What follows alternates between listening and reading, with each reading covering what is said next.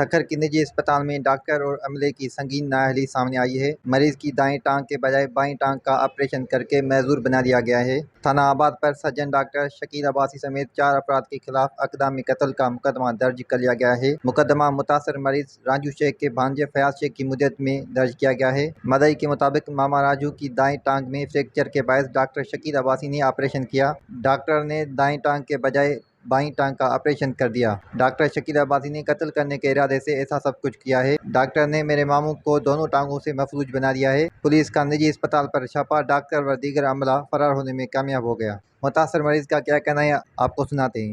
कल बाथरूम में वियुमि, उते पेर ते पियो मुंहिंजी जॻह भॼी पई, सॼी जॻह मुंहिंजी भॼी पई सॼी।